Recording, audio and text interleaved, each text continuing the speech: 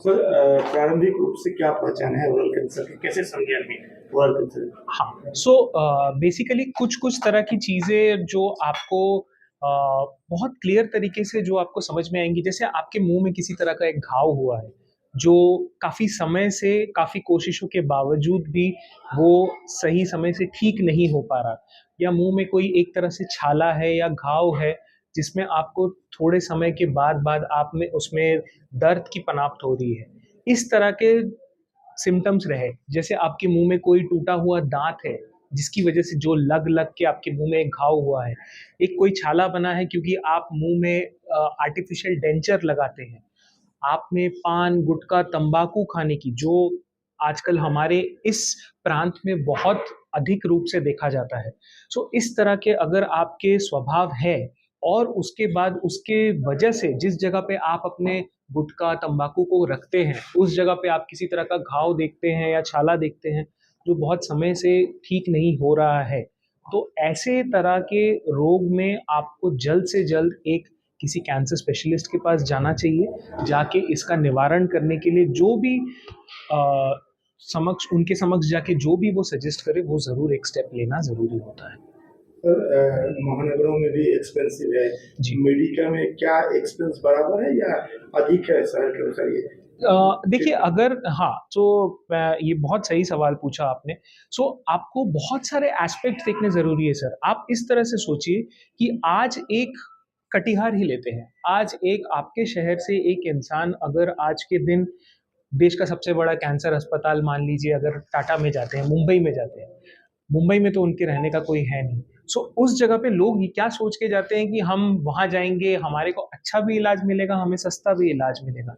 पर उस इंसान के लिए वहां रहना, वहां खाना पीना सब कुछ करना, एक लंबे समय का इलाज लेना, वो करके उस पेशेंट के लिए जो खर्चा बनता है, वो जो वो सोचते हैं कि हम वो चंद पैसे बचाएंगे तो वो उतनी दूरी जाके ट्रीटमेंट टॉप मिलेगा, पर उस जो उनका दूसरा उद्देश्य था वो पूरा नहीं होता। तो अगर उस चीज को हम ध्यान में रखते हुए, अगर आप हम हमेशा, ये मैंने अपने शिक्षकों से सीखा है, टाटा अस्पताल से भी, दूसरे अपने शिक्षकों से जो मेरे साथ कोलकाता में भी कार्यरत थे, कि हमेशा जितना इस बीमारी का सबसे बड़ा एक बहुत बड़ा पार्ट क्या है ना, कि आपके लिए आपका एक सपोर्ट सिस्टम बहुत स्ट्रांग होना जरूरी है। घर वाले हो, दोस्त हो, रिश्तेदार हो, एक सपोर्ट सिस्टम जितना अच्छा रहता है ना उतना चिकित्सा करना आसान होता है। तो इसी के लिए जितना आप घर के एनवायरनमेंट के पास रह के, जितना अपने उस जगह के पास रह के आप इलाज करें, तो आज के दिन में जो इलाज का कॉस्ट शायद आपको किसी भी बड़े कैंसर सेंटर में या प्राइवेट कैंसर सेंटर में मिलेगा, मैं आपको ये बता सकता हूँ कि उससे कहीं अधिक में हमारे यहाँ पे इलाज नहीं होगा। और बहुत सारे इलाजों के लिए तो हमारे डिफरेंट टाइप के स्कीम्स वगैरह हैं जिसमें हम पेशेंट्स को सहायता प्रोवाइड करने के लिए जो किया जा सके वो हमारे तरफ से ज़रूर किया जाता है।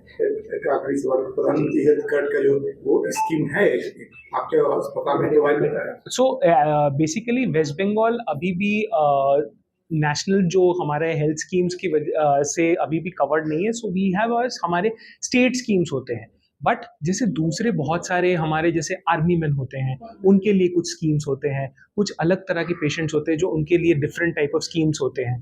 तो वो सारे स्कीम्स हमारे लिए वो है। इन टर्म्स ऑफ जो नेशनल स्कीम्स है वो हमारे स्टेट में अभी भी वेस्ट बंगाल में, क्योंकि हमारा खुद स्टेट का एक बहुत स्ट्रॉन्ग स्कीम है जो ऑलरेडी रनिंग है। सो वो अभी फ्यूचर तो क्या है sir, I can not discuss that, that is not मेरा वो परव्यू नहीं है। बट एट प्रेजेंट पॉइंट पे अगर मैं बोलूँ तो नेशनल स्कीम भले ही नहीं है, पर बहुत सारे पेशेंट्स हमारे हमारे खुद के स्टेट स्कीम से सर्व होते हैं, जिसका एक बहुत बड़ा पैमाना हमारे स्टेट के पेशेंट्स को हम स्टेट स्कीम्स के थ्रू सर्व करते हैं।